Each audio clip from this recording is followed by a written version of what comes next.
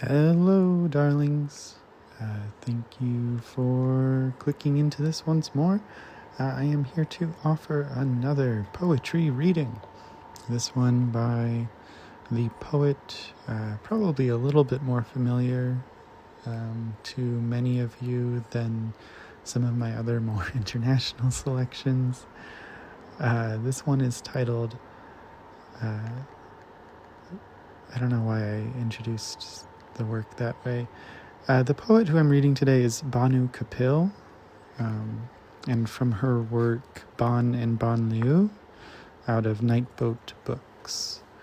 Many of you are likely to know Bhanu Kapil from her work, in my opinion, from the more famous, if that's a word that can be ascribed to poetry, The Vertical Interrogation of Strangers, which was popularized for its poetry as interview style format, its evocative questioning of others, and the profundities revealed through the differences in answers. But that isn't what I'm reading to you today. No, today I am reading from this remarkable and just delicious collection, Ban and Banlieue. I'm also probably butchering that. I couldn't find a pronunciation of the second word online. I apologize. But nevertheless, I don't want to badger you with apologies. I'm just going to read this poem. This is the 9th in her series, titled Notes for a Novel Never Written.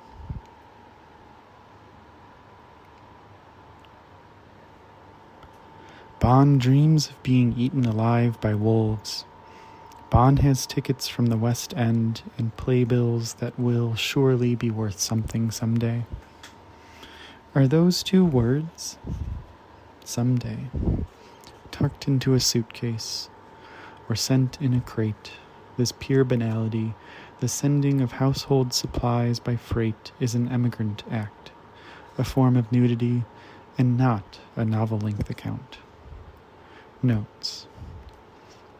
With some anger, the kind that builds up over years in the absence of social services, I write sentences for days. Day 3, day 4, day 9, days you never see, chucking back your Bombay sapphire gin on the patio.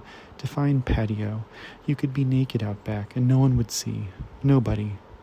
Where the 2 vowels ooze geneticity or display it, just as the body without clothes on is analogous to a race mark.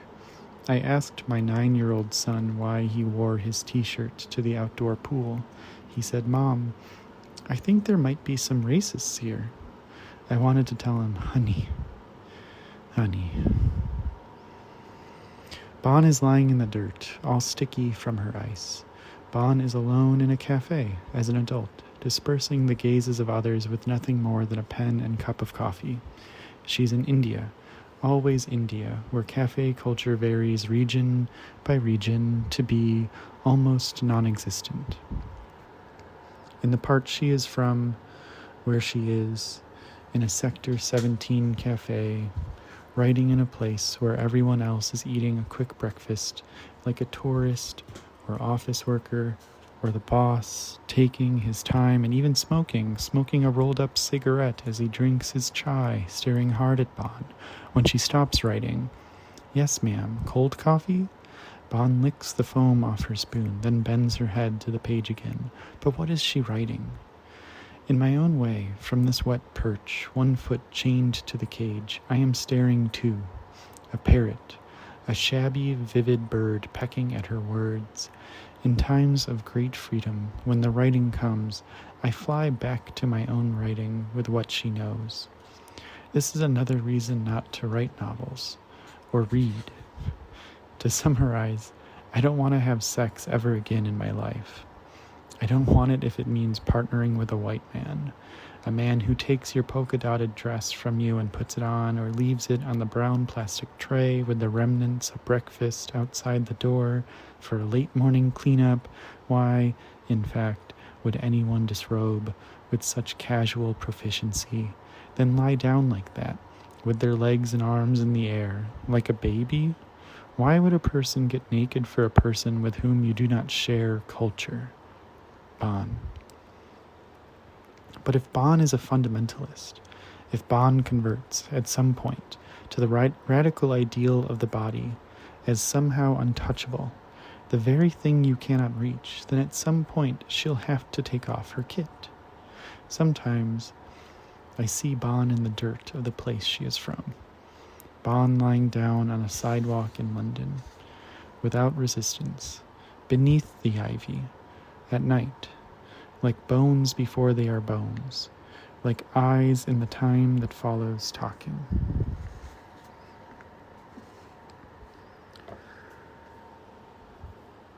Definitely more of a prose-oriented book, but I don't think that discredits it from being poetry. The interesting thing with, I don't know, in my opinion, the distinction between like prose versus poetry is less so one of hard definitions of line length and enjambment and all of that, and more of a commercial obligation to label something so people feel more comfortable reading it, as opposed to just reading it and taking away what they take away. But I digress. I love this work. This is the first work that I read by Bhanu Kapil, and it really helped to inform my vision for what poetry could accomplish, what poetry could be considered.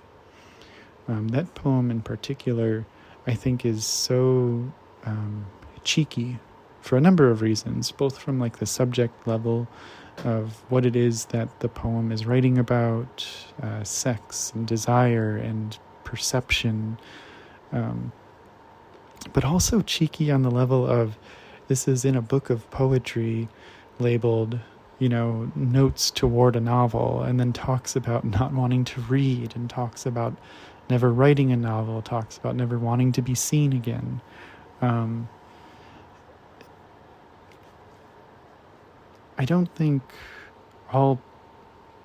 think a good poem is something that affects you like a wave.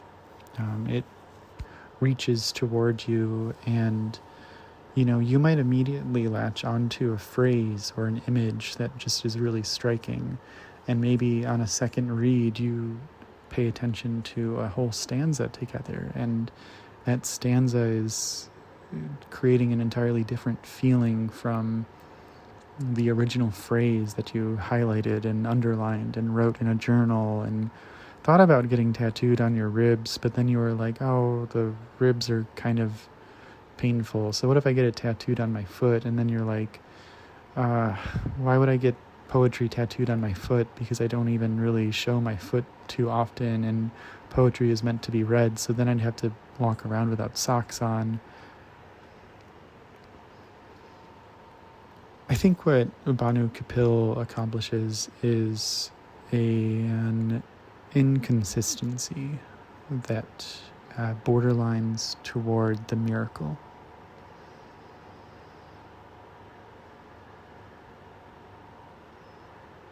Thanks for listening, and I hope you have a wonderful time that you are existing in when you encounter this. I wish I could predict when future Cody is going to publish this, but and when future listener, you, will listen to it. But affection all the same. Take care.